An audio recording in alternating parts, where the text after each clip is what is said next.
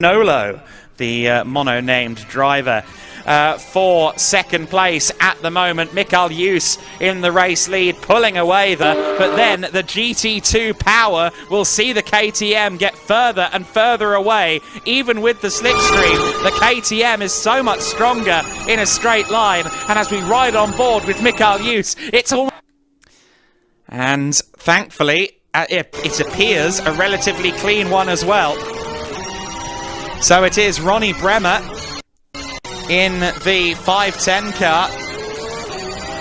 The KTM Crossbow GT2 leads the GT3s. It was always theorized, of course, that the GT2 cars should be on par with the GT3 machines, just making up time in different places. Now, in actuality, the GT2s have often looked slower than the GT3 cars in competition by side, but we'll have to wait and see. Hopefully we get a look as they come out of turn 3, but it does appear the move has been made. Yes, Mikael Yus had to make way. I think Kenneth Hayer just folded him out of contention at turn 1, got a better run through turn 2, and made the position. So Mikael Yus has tried and failed to get past the rocket ship KTM GT2 car of Ronnie Bremer. It's Kenneth Hayer's turn then. One of the Porsche Cup entries, the Cup 2 class car, up ahead there. Again, that carbon fibre shut of turn 12.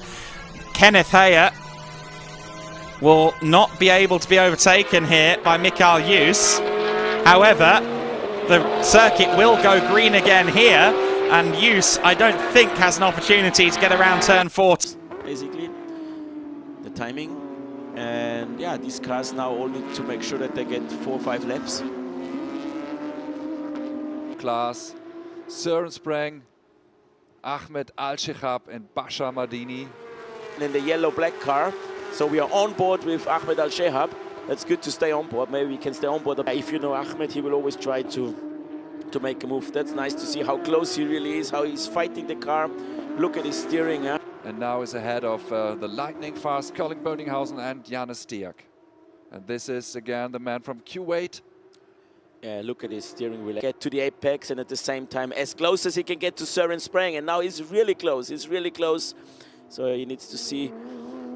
He's flashing the light. His lights again. Let's see if he makes a move. He's trying to do a move. No, he's trying to make Søren nervous, but he keeps it straight.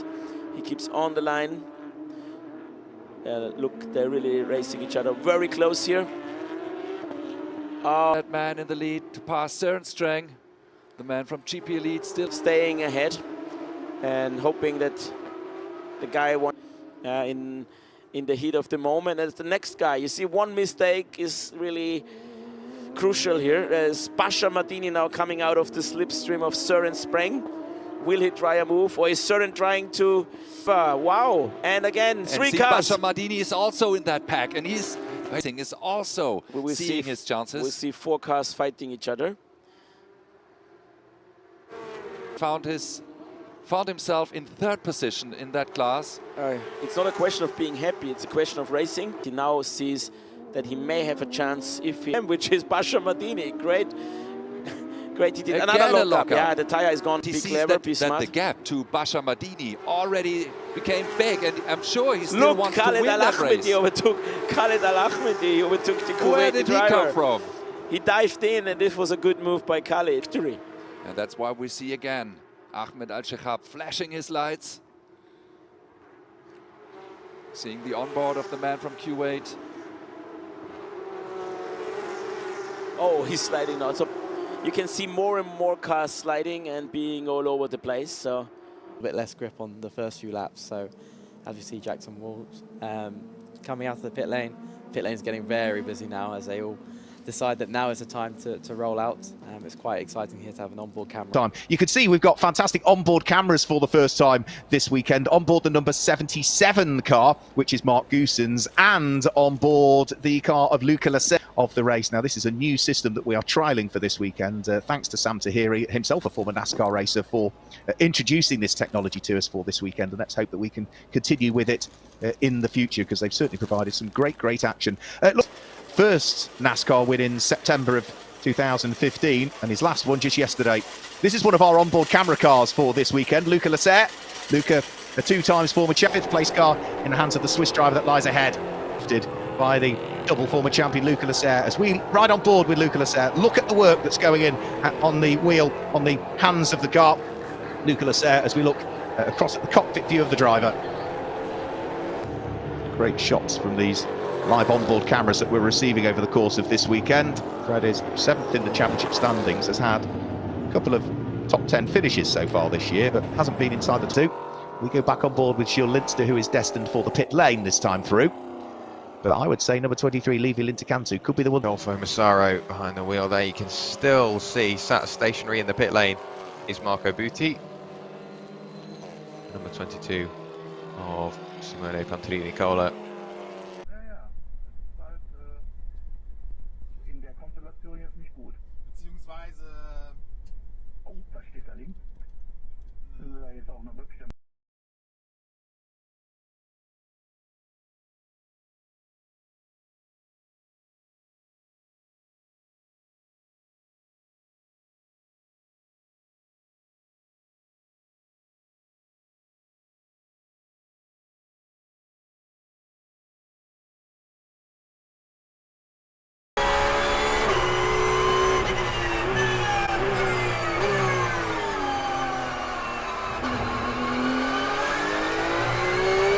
Rallye 2. On a eu l'occasion de croiser Gino cette semaine à l'occasion de roll-out sur le domaine de Bilsta. Tussen bij Charlie Münster op de klassementsproef samen met Louis Luca, de navigator normaal van zijn broer Grégoire.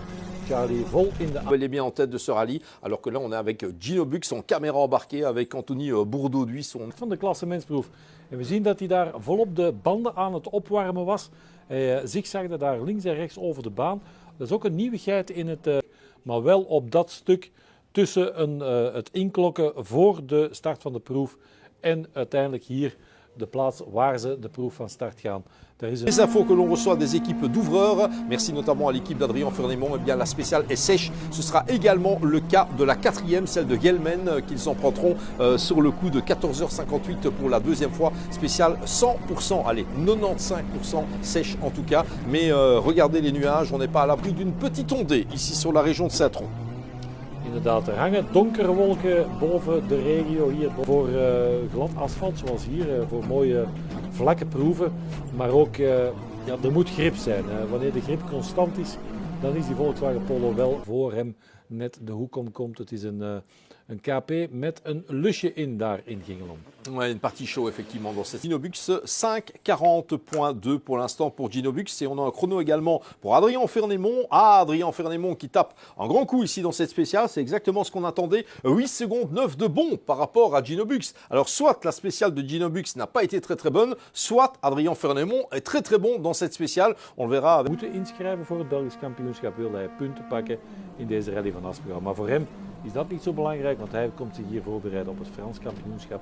Dus heeft zich niet ingeschreven en ook een tweede plaats gaat dan ook voor Maxime Potty eventueel het maximum van de punten opleveren. Terwijl we zien dat Gino Bux en Anthony Bourdeau-Duy die zijn gestart op klassementsproef in Walshouten. En het heeft net voor de vorige servicebeurt nog een beetje geregend en wellicht aanval in te zetten in de laatste ronde. Nog eens even aan boord bij Gino Bux daar in de Volkswagen Polo. Een wagen die het normaal heel goed doet in droge omstandigheden. Maar dit lijken niet de ideale omstandigheden om toptijden te rijden met die auto. Hij kent hem ondertussen natuurlijk al een stuk beter. Hij heeft 8 klassementsproeven gereden vandaag. Het tempo bemanning in de auto, in het donker, aan het werk. Op klassementsproef Gelme, Charles Münster en Louis Luca in de Hyundai. Hun eerste wedstrijd met de Hyundai i20 Rally 2. Een opvolging van dat. En ik denk dat dat de eerste beelden waren vanaf de proef daar in Halle Boyenhoven. En dan zagen we toch wel dat er nog heel wat water op de baan ligt op bepaalde plaatsen. Dat is typisch natuurlijk hier in Aspera, waar de velden vaak wat hoger liggen. Attention quand même à ceux qui sont très étonnants depuis le début de cette épreuve. Fred Mikloth, qui n'a pas été servi par un temps forfaitaire justement ici dans Halle Boyenhoven. Et on voit avec les images de Gino Bux embarqué dans cette Hyundai i20 Rally 2, l'équipe de Steve Fernandez, combien c'est compliqué bien évidemment. Il y a des portions un peu sèches et puis là les cordes sont maculées debout. Crevaison pour Niels Reinvoet. Et vraiment d'éviter ça et de bien comprendre tout le reste. Pour découvrir une voiture ici, c'est pas tout à fait facile. Hein. avec les circonstances ici. C'est jamais facile, mais c'est certain. Dans le baquet de droite, on sait que Nicolas, même type de Cédric Cherin qu'on avait connu à Spa l'année dernière, notamment East Belgian Rally, etc. Un pilote qui est assez sûr de lui pour l'instant. Et Potty, mais ce n'est pas sa première de la journée. Et Maxime Potty a l'air d'être un peu plus perturbé quelque part par les événements et les éléments surtout météorologiques que Cédric Cherin pour l'instant. Inderdaad, het kleine foutje van Maxime Potty. Het was dus duidelijk niet zijn eerste, hè, want straks op de derde proef. Journée qu'il a cette deuxième place provisoire au niveau du classement général. Là, on embarque dans la Hyundai i20N Rallye 2 de Cédric Cherin et de Damien Witters pour vous faire découvrir ce parcours. C'est vrai que c'est assez rectiligne, traditionnellement en OSB, ben, effectivement. Donc ça se maintient les chronos, je ne voulais pas prendre de risque sur le choix de pneus. Et Maxime va seulement 9 dixièmes plus vite. Donc, In Gingelom, de duisternis is aan het vallen of is gevallen boven Gingelom, je ziet het. En dit zijn live beelden vanuit de Hyundai i20 Rally 2 van Cédric Cherin. We vroegen ons af, wat is er op de vorige proef fout gegaan? We zagen 2 proeven geleden dat hij een foutje maakte. Un des seuls rallyes belges qui manque à son palmarès avec Ypres. On est ici avec Cédric et son copilote Damien Witters. En we zijn op weg naar de finish van die allerlaatste proef. 137 kilometer tegen de chrono. En we hebben 4 rijders binnen 9,7 seconden. Is weer ongelooflijk spannend in deze eerste wedstrijd van het seizoen. Spanning zal te snijden zijn, ook bij seconden. In afwachting natuurlijk van deze Gino Bux, Cédric. Voilà, on est avec Gino Bux, le pilote de Malmedy, de retour aux affaires après une grave blessure la saison dernière. Il a déjà brillé sur les routes du Spa Rally en novembre dernier, où il était monté sur le podium. Ici, ce sera un petit peu juste, mais il va rentrer avec un top 5 sur une... De power stage voorlopig hier met een kanontijd in zijn Skoda. En hij komt terug naar de 4e plaats, wipt over Bastien Rouard. Dus hij pakt de 4e plaats, Jos Verstappen. Voilà, Jos Verstappen qui s'installe provisoirement en tête de cette power stage. On l'a dit, hein, une fois qu'il a pris ses marques au volant de cette Skoda, il a été très rapide, très véloce, surtout sur le sec. Enfin, ils n'ont qu'une envie, et ben, c'est d'aller... Allez, une Porsche bouclée. Bravo vert, c'est parti.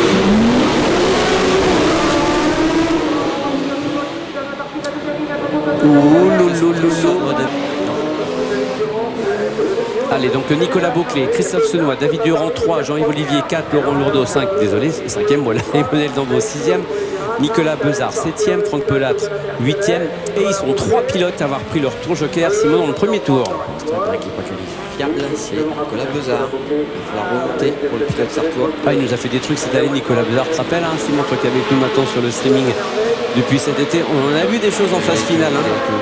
Il a été auteur de 2 plus belles remontées, je crois, sur les 2 derniers rallyes. Tout à fait, avec le trophée Techno Plus, en effet.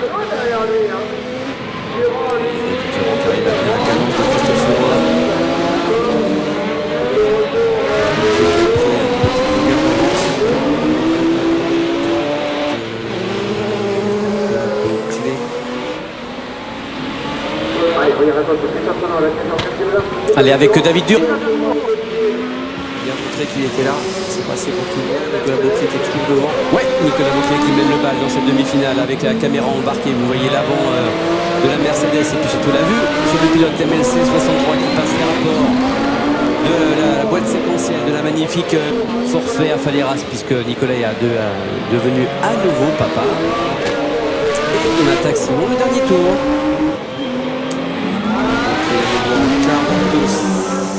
743 après son passage.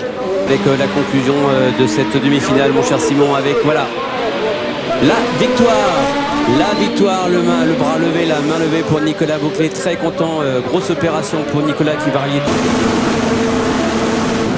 C'est parti avec Niklas Grenoble. C'est bien lancé. Oh, le contact derrière avec Samuel Peu, avec Erwan Chapalin. Oh là là. Fabien Payet. Et Fabien Payet, c'est fini pour Erwan Chapalin et peut-être pour Samuel Peu. On vit intensément les demi. Comme vous, chez vous, on voit des choses. Il prend déjà une longueur d'avance, le pilote suédois. Allez, le pilote suédois embarqué.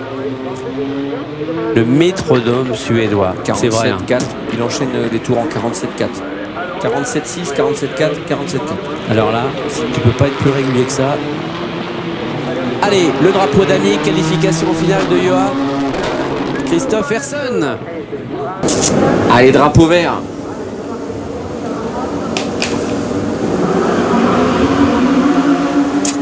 bien parti pour tout le monde. Ça va être chaud. Ouf, ouais, à l'extérieur là. Il y en a un qu'on a fait les frais. Mathieu Lehen. Sinon c'est passé hein, pour Tom Je sais que Julien Ardonnier, Lucas Bourg et Gauthier Lecor. Tom Je sais qu'il va vouloir évidemment performer hein, pour se rattraper après sa pénalité. Après il a pris 5 secondes de pénalité pour avoir franchi les coups. Il l'a pris dans le tour précédent là, oui tout à fait. Allez, caméra embarquée avec Tom Le Jessec. Vous voyez, il arrive là-bas dans le fond du circuit. Allez, passer les chevaux au sol. Ce moteur d'un litre 6 lui rentrer dedans pour passer les 130, 140 km/h.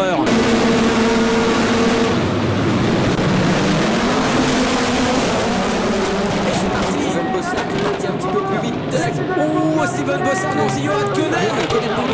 Christopherson. Oh là là, il se bouscule. Oh, Christopherson qui se fait embarquer. Et ouais, et David Vincent qui est passé. David Vincent qui a dû passer devant. David Vincent qui est devant Johan Koenen. Christopherson qui est 3. Bagarre entre Steven Bossard et Davy Janet. Quel départ.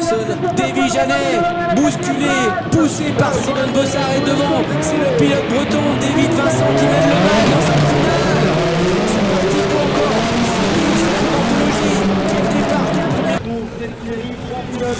Le champion du monde. C'est parti. Allez, c'est parti.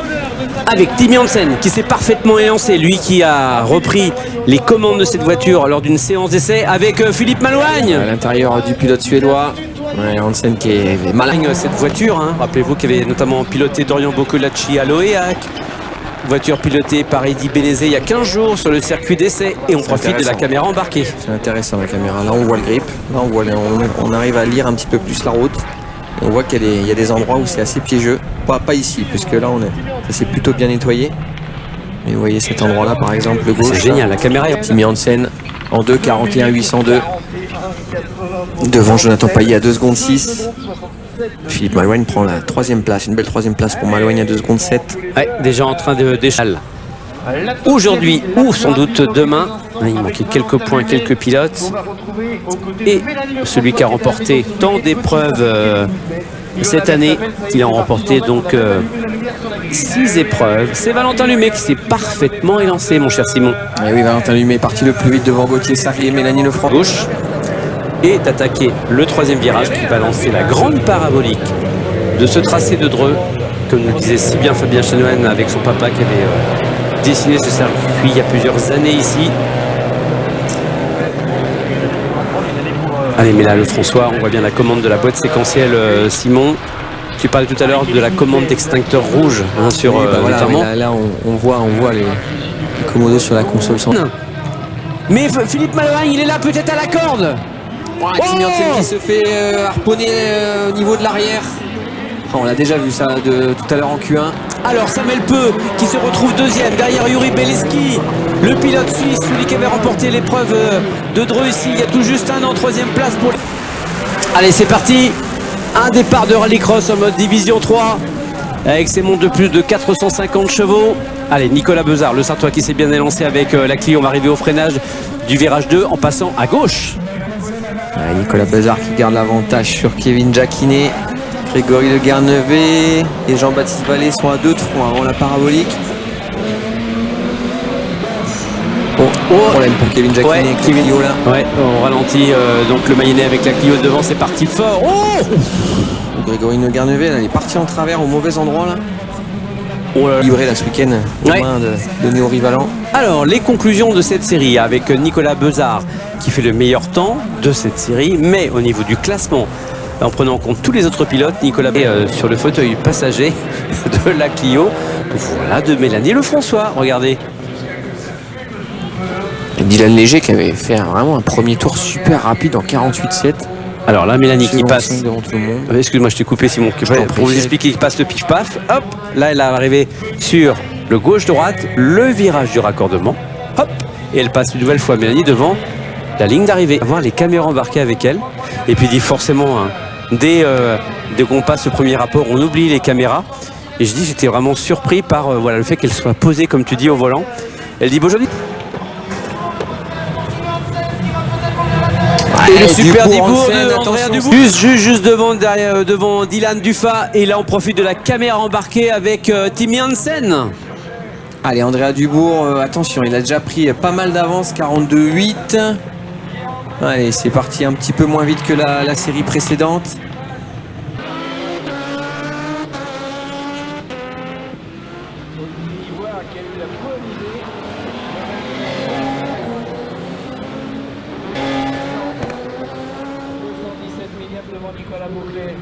Maxime Sordet, 5e, qui remonte.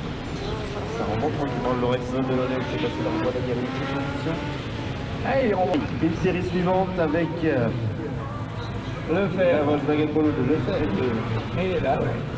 Lefebvre. Paris, voilà, j'ai perdu son prénom. Sarrazin. De Sarrazin, de Becquet. La division 3 avec Anae. Et la Clio.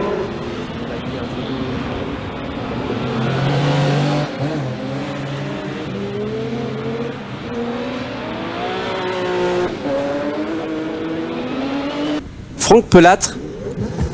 Allez, on vous laisse profiter, regardez, on reste, si vous, on est d'accord, hein, Béranger et Sam et la réalisation, on reste, voilà, au cœur de la polo, regardez.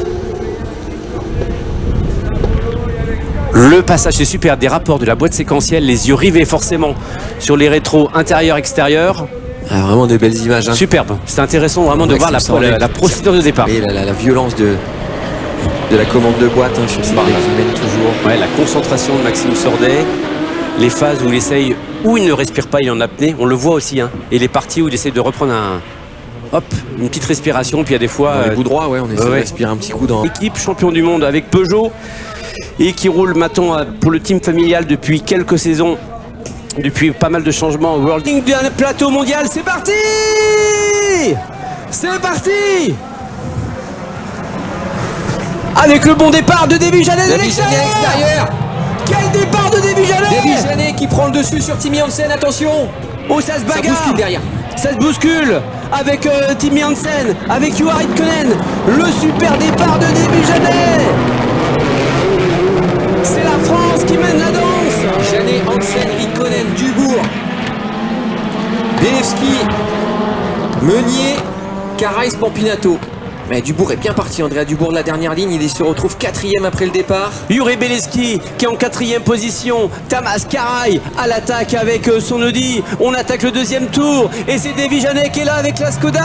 Allez, il va falloir être fort pour Davy Jeannet, fermer les portes, prendre le tour joker au bon moment. Et même chose pour Andrea Dubourg. Hansen qui s'appuie légèrement, attention, il va vouloir faire l'intérieur. Non, Davy Jeannet reste devant. Et Andrea Dubourg à la bagarre. Et oui, Andrea Dubourg. Juha Räikkönen qui est en 3e position.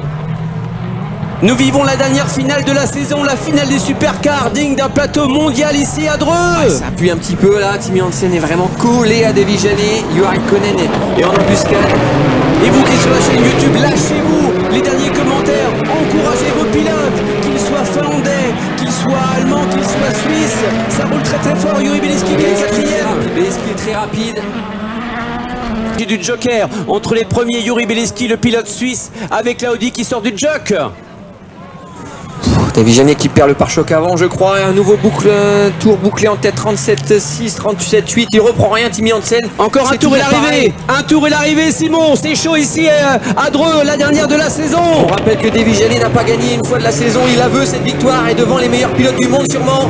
Allez, on attaque peut-être le joker qui va y aller. Timmy, Davy, et Andrea Dubourg. Andrea Dubourg qui est passé devant Juha Räikkönen sur le podium. Et c'est Timmy Hansen qui est dans le joker.